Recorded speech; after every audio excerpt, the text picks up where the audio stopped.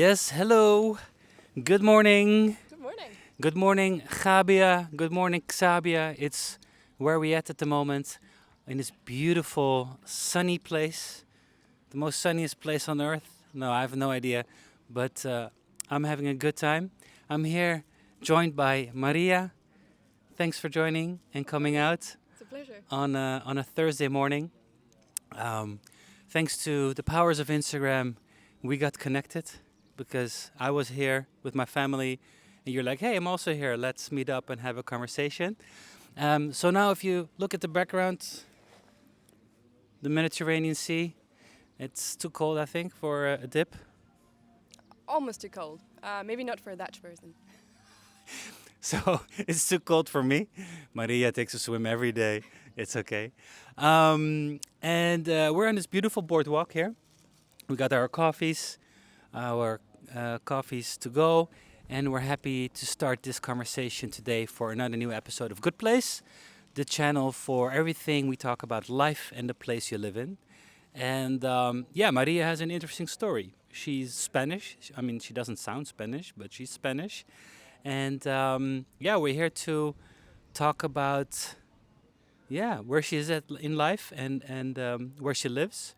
And I'm gonna give the mic to you immediately for a short introduction. Okay. So thanks, and let's have some fun. Perfect. Hi, everybody. So, as Robin said, I'm Maria and I'm Spanish. I was born in Valencia, a city not too far from here, around an hour and a half drive. And I grew up there and partially here in Jávea. This was my holiday go-to place, my weekend go-to place, and a very happy place where I keep a lot of memories of growing up,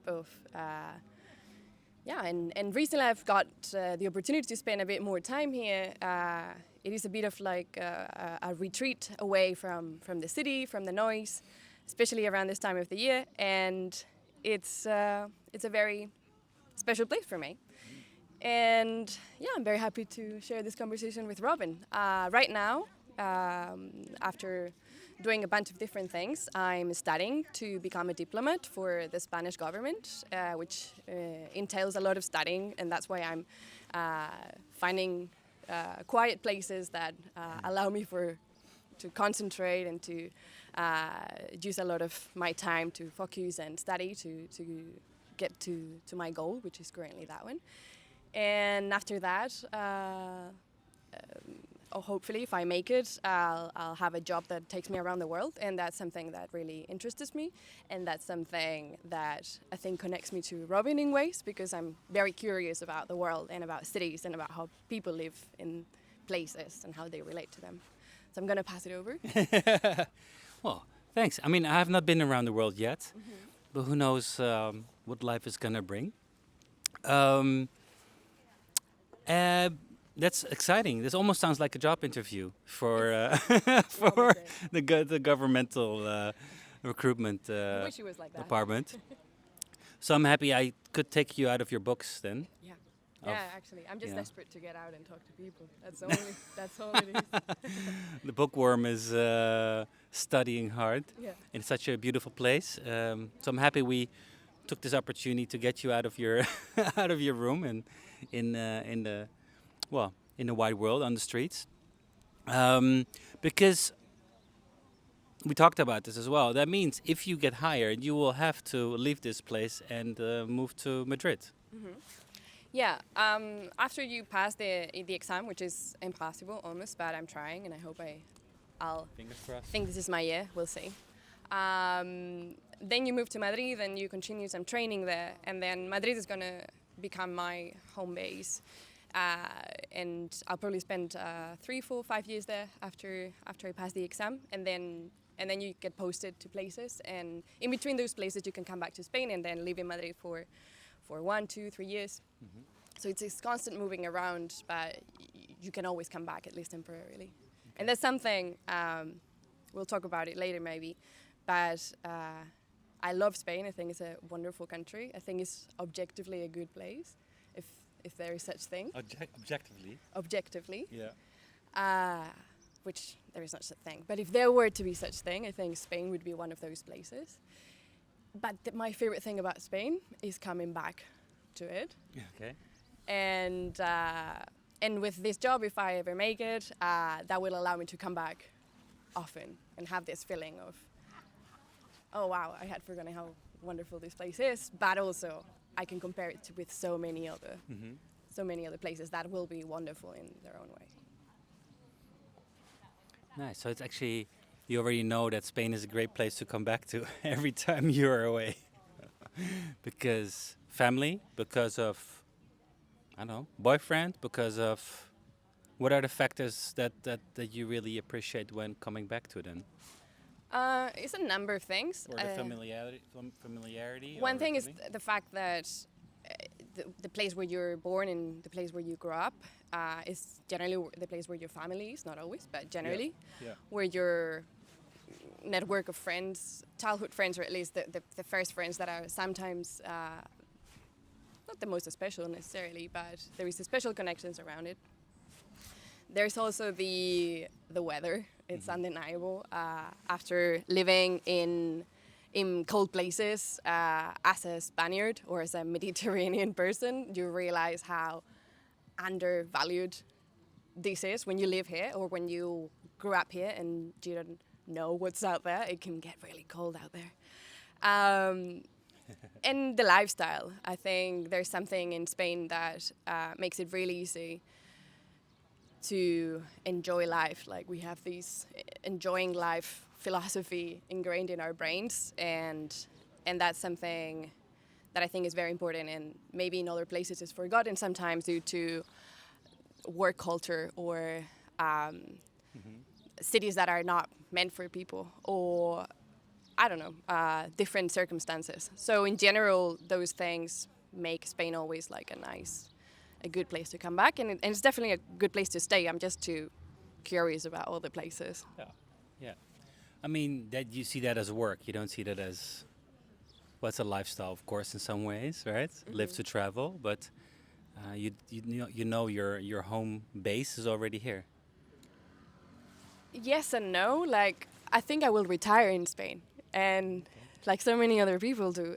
Spain is full of retired people this place is full of retired people from all over the world, and from Holland. From Holland as well, yeah. And there's a reason for it, and I understand that reason. Yeah. But I think I could end up calling home a lot of different places. Because you've been quite around, right?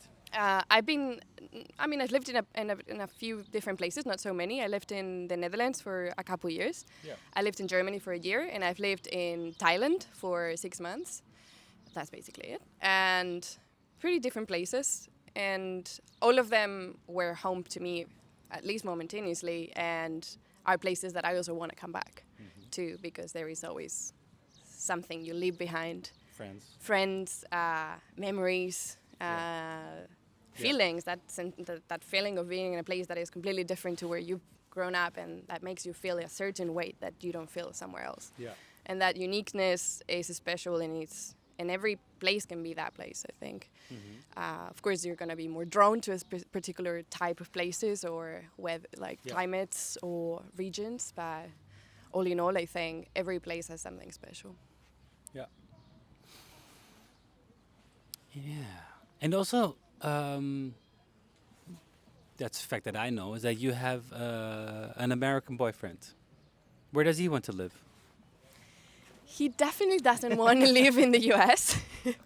Definitely not? Definitely not. Okay. At least not. He's from LA, which is, I've never been to LA yet, which is crazy because, we've been together for a bit, but it's far and I have to study, and I don't have so much money right now, so it's expensive as well. And he just prefers to be here, honestly. His family also loves traveling to Europe, so I didn't even have to go. You guys there. met here? Yeah. No, what am I saying? I met his family here, but I met him before in Thailand, actually. We met in Bangkok. Okay, nice. And he loves Europe. He used to live in Berlin for a few years, and there he fell in love with European city life, I think, which is very different to a lot of cities in the US, with some exceptions. And so he definitely wants to be in Europe, and then he's been living in Valencia with me for the last 3 years, and coming and going like back and forth at the beginning. Then he got his residency finally, and he can finally settle. Nice. For the moment, because of course we don't know where we're going after. Okay, he would join you to Madrid. Yeah, if he can. Of course, there's always this figuring it out, like job situation for both of us constantly. Right now, he's working for a Spanish company with a Spanish salary, which he's not so happy about, but he loves being in Spain, so it compensates. And after that, we'll see. Thankfully, nowadays, it's becoming easier and easier to work remotely, and hopefully that can work for both of us as well. Cool. It sounds like you've pretty much figured it out. There's certain things, huh? I mean, besides then, of course, things that you don't have in control, as in the job, of course, at hand. But yeah, together with your boyfriend in Valencia. How is it to grow up in Valencia, by the way? Growing up in Valencia, I have such good memories. I think I had a really happy childhood. It's a city that is big, but not too big. It's a city that is friendly to its citizens, I think, in the sense that I think there's something special about Spain that is not so easy to see in other parts of Europe. That is the fact that neighborhoods become their own little communities, and they are very much alive. And when you grow up in a city in Spain, you don't grow up in Valencia, you grow up in your neighborhood. And that's where most of your friends live, that because you go to school in that neighborhood, and then your schoolmates are your neighbors. Which neighborhood? I grew up in Sánchez, like in the city center of Valencia.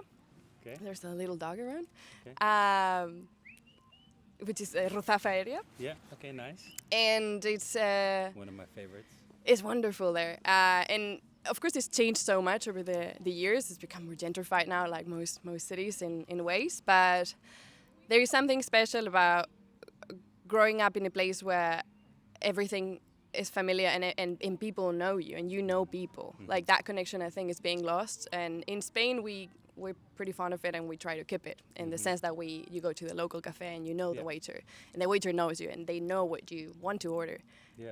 Or you know the shop owner where you go buy the magazine that you like. And this neighborhood community is something that makes growing up in Spain like a very family shelter community thing. And so I had a very, very happy experience. Thankfully, I also lived close to a park, which is not always that easy in Spain. If there is one thing, I think Spain... You mean Turia Park? Yeah. Turia Park, which is fantastic, is a very special place. Actually, you don't know that, but there's an interview going live today with Ramon, also from Valencia, in Turia Park. So he explains the entire story of how Turia Park evolved and so on. So yeah, definitely check that episode out. But yeah, I think that's also one of the charms of Valencia, is to have that access to that huge park. Yeah.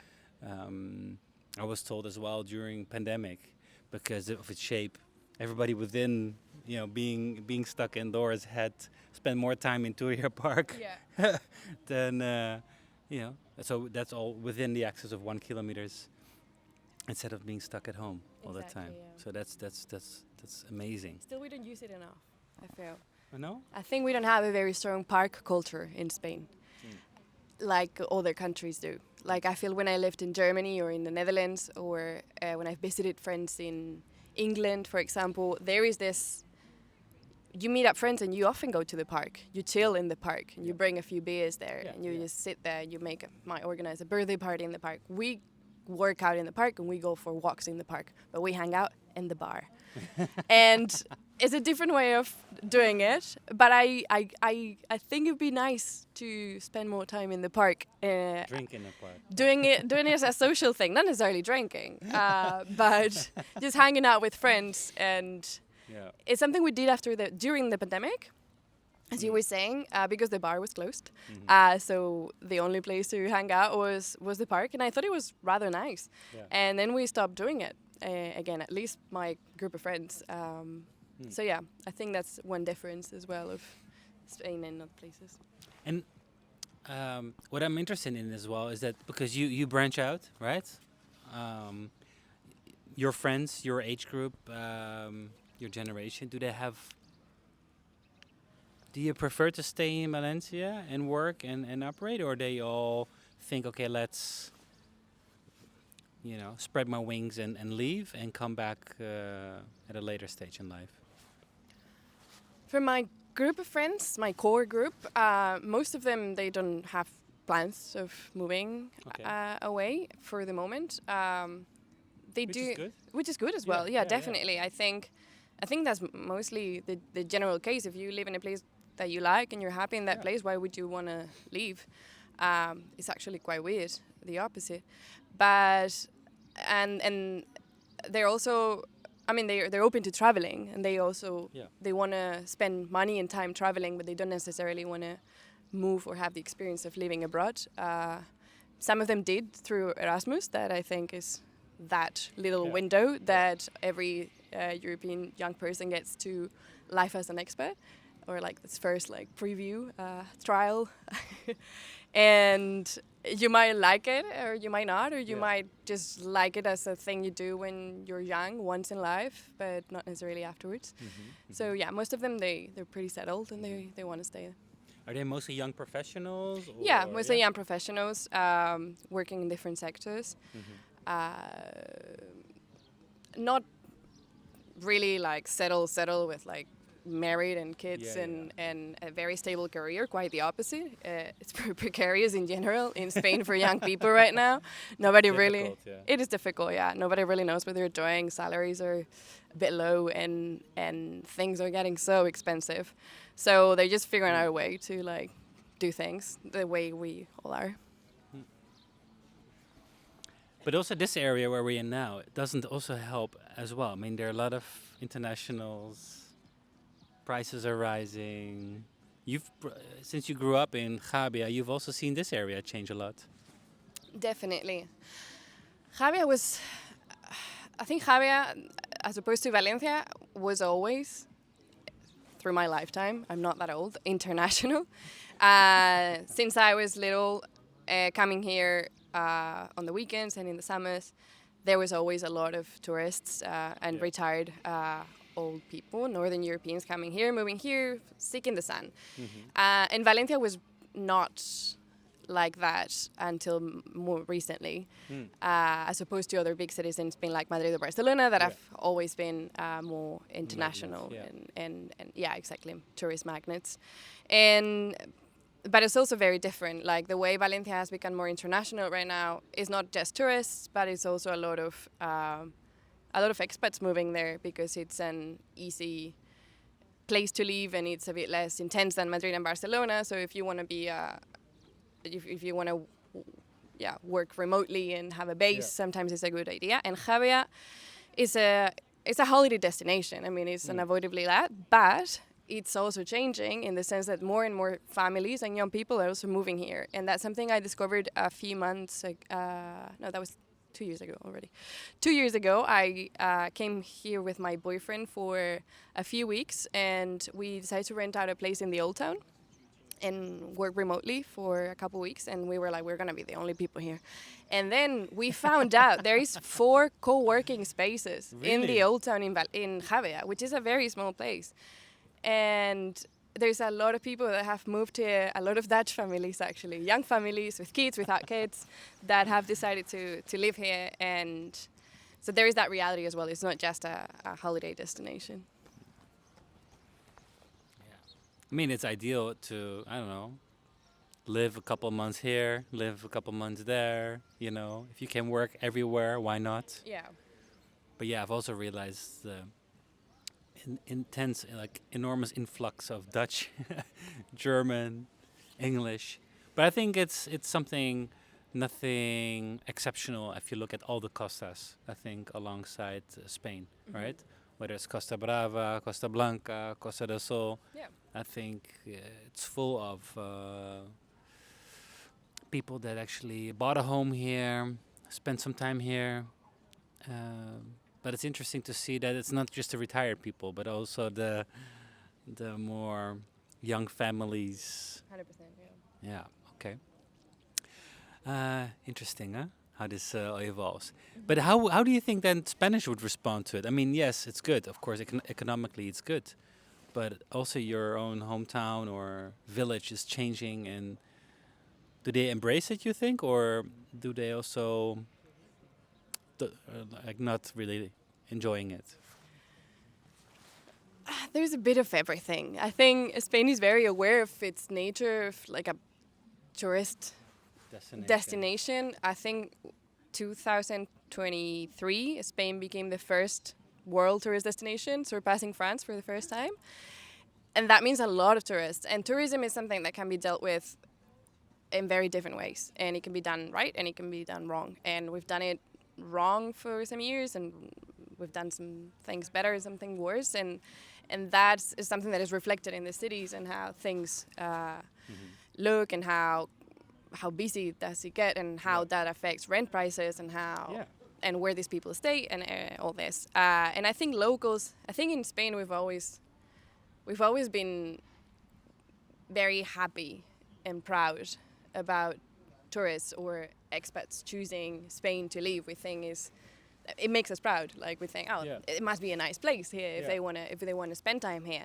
Yeah. And at the same time, we also seeing the negative side of it, and that's mostly reflected, I think, in like housing prices. Yeah, exactly. Especially in cities.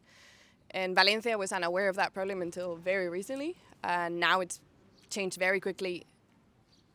In a matter of 5 years, rental prices have doubled almost. And that's a problem. That's definitely a problem. But it's a problem we're aware of, and I think it's a problem also the government is aware of, and there is already like efforts to find ways to regulate it or mitigate that negative effect. And at the same time, it brings money in. Sure. And for a lot of business owners, restaurant owners, that's the way they survive. So you just need to strike the balance and design it in a way that is positive for the locals without it being too restrictive either. No, but also it's about the wages, right? So if Northern Europeans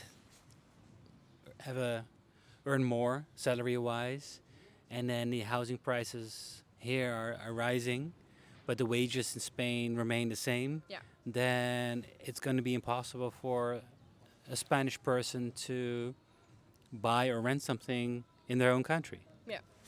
Yeah, it's definitely a problem.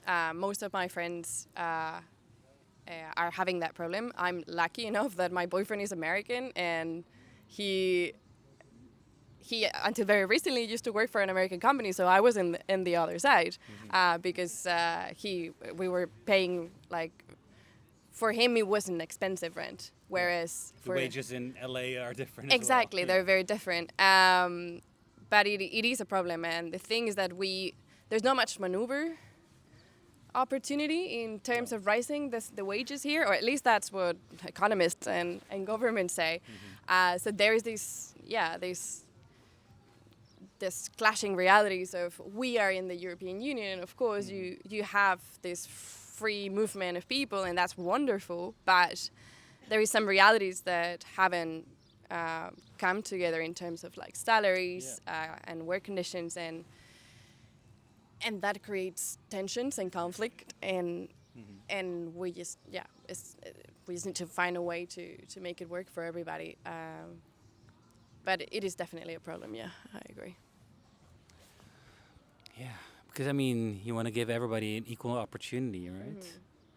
Otherwise, your country's getting taken over by people from outside of Spain. Yeah. By the way, did you see that? See that? That guy didn't even see it. His camera was on a tripod. He almost ran over the camera. It can happen. Maybe we'll lose the camera at some point soon. He was distracted by the sunshine, probably. It's easy to be distracted. It's easy to be distracted, yeah. Yeah, so that of course, I mean, especially what this series is about is a good place, and of course, always we look at it from a more like personal point of view, but also the context of where we live in makes it a bit, yeah, out of our control to work on that good place. And if you have a good time here, you don't want to be, forced to move away because, you like it. This is funny, by the way, right? We're in front of a shop. It's opening up, and And they have it loud sounds like a music. club. And I knew this place plays loud music, and I just wasn't paying attention that we were just sitting in front of it. I should have warned you because I know my way around here. Well, actually, I think she was sensible. No? No, well. Guys, Okay. we're at the beach, the sun's shining. I don't mind. If she has good music taste. Was it? I don't have so much confidence, but Yeah. See Maria suddenly run out of the screen, out of the picture, into the store, switching off the music.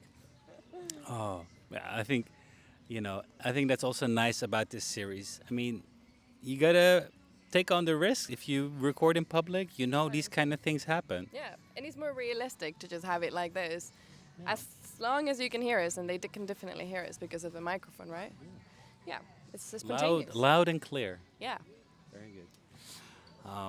Yeah, and I love sitting here, by the way, because you see just, society pass by of all ages, running, strolling, crawling almost, dogs everywhere. Just painting the picture for you, for everybody who's listening. Maria, how would you describe a good place in your current stage in life? What are your factors at the moment that make it for you a good place in your life? I think for me personally, there is two type of good places. There is the classic. I don't know if it's the classic, but the good place in the sense of the feeling of belonging, that connection that everyone has with one particular place. Generally, there's some exceptions. There's people that have moved around a lot since they were little, but most people are born and grow up in a place, and then maybe they go somewhere else. And that place is always going to be special, and it's often going to feel like a good place because either your family is there or because you have very cherished memories of childhood there. And for me, that's Spain or Valencia or Jávea. And then It's like zoot, zoot, zoot. exactly. and then a good place, if you're curious about finding out what other people call their good place, and I think that's always interesting, then you start looking at other factors, and then having experience living abroad makes you realize that there's a plane. That a good place can be a lot of different things. But for me, I'm a city person. I love cities because I think cities are the people in there, and I love experiencing how it is to live in a place that is surrounded by people of all different backgrounds, of all different ages, and how they live together. They choose to live together in these places that we call cities. And living in a big city for me is always exciting, even though some cities are more livable than others. And a good place or a good city, and it doesn't necessarily have to be a city, but a good city is a city, I think, that is lively, that it invites you to be a part of it. Mm-hmm. A good place is a place where you feel safe, where you feel like you can learn something, where you can learn about yourself by living in that place. Yeah. It's a place where you can make connections with people, and that's easier in some places than in others. It's a place that has a climate that is not too evil, mm-hmm. But I think the climate is one of those things that I can give up if everything else is inviting and exciting and interesting. So yeah, it's a bunch of different things, and I think all those things that are very subjective because they can mean different things for different people, yeah. Can be found in so many places around the world. And everywhere you leave, you're going to learn something, you're going to leave something behind, and you're going to take something with you. And that's something I want to do a few times, like not just once. So, yeah, there's many good places. Pretty open-minded. Pretty open-minded, yeah. I might change my mind after living abroad for a few years in a bunch of different places, as I might do, and then at some point realize this is crazy. I need to go back to my beloved Spain, but we'll see. I think it's not going to be the case. I lived in Bangkok for a few months, which is a crazy place that not a lot of people, I think, would be able to tolerate as a place where you live and you do your life day to day. And I loved it. So I think I'm ready for a bunch of different places. It's interesting. We should actually do this interview perhaps in another 5 years. Because then you got the job. You've been traveling the world. You've seen many different places. And then, get back to this conversation and see how it has shaped your perspective again. Maybe, yeah. It's quite interesting. But yeah, you're ready to take on the world. That's what I like, because it's just merely an observation from this conversation as well, is that you already know this is going to be your landing patch, you can always come back to. Yeah. And I think that gives a lot of reassurance to whatever you decide and do. It's temporary, but you always can come back here. Yeah. And then you have that connection, you have that safe space that you seek for. So somehow you already have that. So actually, you are in a good place then. I'm definitely in a good place, and I also appreciate. I appreciate, even though I have these. How do you say that in English? The itchy feet. Yeah. The restlessness. The restlessness. Like I feel like this is a transition of my life where I'm here temporarily to like get out again. Even the insecurities with the job and the next steps you're going to take. Yeah, but the fact that I'm studying for these civil service exam, which requires a lot of study time, and that has kept me in Spain for the last 4 years, which sometimes feels like annoying. Like I wish I could like be traveling or doing something else, but at the same time, it feels like a gift. Like having the opportunity to spend time with my family and my close friends for 4 years, where I'm doing this thing for myself. It's also a privilege as well. It is a privilege. Yeah.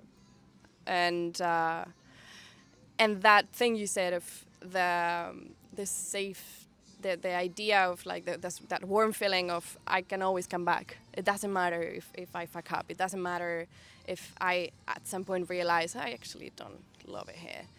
You can always come back, and when you have that place, that good place to come back, then you can be more free to try other things. Yeah.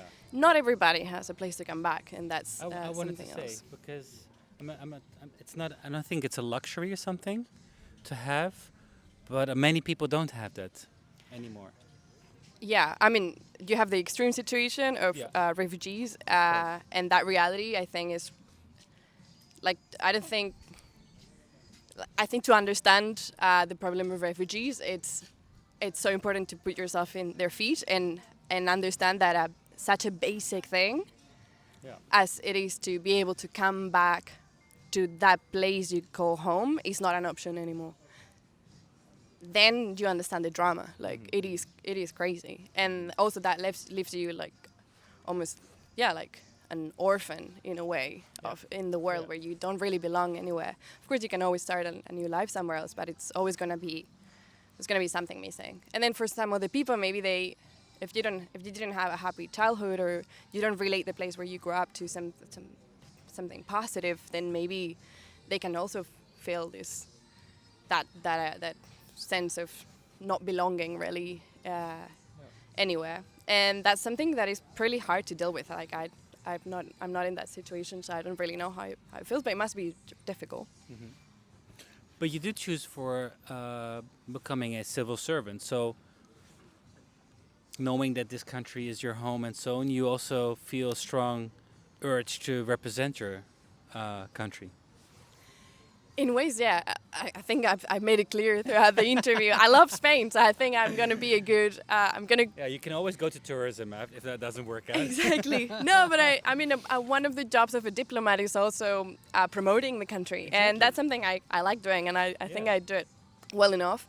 But there is also other parts of the job, like there is a very important part that is consular assistance, and that is basically trying to help out the expats that come from your country that live abroad, like Yeah. trying to make that expat experience easier for everybody. So I think that's something I also think I would like doing, and it's interesting about the job. And then you also get the opportunity to learn about the place where you're living for 2, 3, 4 years. Yeah. Learn about it in a very deep way. That is not the same as traveling to that country. Yeah. You need to live in places sometimes to Yeah, actually exactly. get to know them, and I think that's also such a. It's a thing that you don't get to do with most other jobs. So I think that's why it's so unique. Maria, I think I don't know. You said, I mean, I don't even know how old you are. We should also not. I'm not gonna ask you directly, but I think you're young, but already so somehow seasoned. I mean, you know what you want. You've thought about things. I think living in different places has helped, perhaps. And yeah, we're of course heading towards the end of this episode because we could talk on for hours about this topic. Whoa. But luckily, I was an empty cup of coffee. But yeah, I always like to have my fellow bench sitter finish off the episode with something to share. Previously, I called it a piece of wisdom, but it doesn't have to be wisdom. It can be anything that crosses your mind that you like to share on this beautiful sunny day. For everyone listening and watching, I want to ask you to subscribe and follow the channels that we're at, because it helps us spread the word and reach more people like Maria, even in Jávea, of all places. Yeah, I call that happy coincidences. So, some things are meant to be. And every time I talk to someone on a bench, it feels that I have an extra friend somewhere in this world. And I love Spain as well. And I love Valencia. I like Jávea. I could not live here, but I could. I mean, I think I know the answer. I'm a city guy. Yeah, same. Yeah, I need the hustling and bustling of a city, and I can understand why people come here to escape. But that escaping from something full time, nah, Yeah, I agree. not really my thing. So no, but I really got really fond of Valencia, and next week I'm returning. I'll be having another bench interview, which I'm looking forward to, and talk about the same thing. Actually, she's Dutch, so we'll find out how it is to live as a Dutchie in Valencia. Cool. Maria, I want to thank you for your time, and I don't know, like I feel a drive, and I get excited by it, and I hope it inspires others as well to maybe start to appreciate their country more, the place they live in more, and perhaps even represent it with and share it with others. I don't know. Do you got something to share to finish off? Sure. I mean, first of all, thank you. I also have to thank you for the conversation. I really welcome. enjoyed my time here chatting with you. I love what you do. I think there should be more and more people chatting to other people in public benches, either Agreed. in front of a camera or not. And if I were to share something, and I hope I've given that impression in the interview, I think, I'm just going to send a message of positivity and excitement about the world and life. Life is really short. The world is very big. and it's not. You have to get yourself out there, and doesn't need to be going to a different country, but get yourself out in the street, meet the people in your city, talk to strangers, get together with your friends, learn about yourself, and experience and squeeze every drop of it, because it's wonderful and it's a sunny day and I'm just having a great time. And I loved meeting Robin, and I wish you all the luck with the channel. And yeah, I hope we see each other again in the Netherlands, maybe, or here, or in Valencia. Or in Madrid. Thank you so much. You're welcome. Thanks, guys. Have a nice day and talk to you soon. Ciao.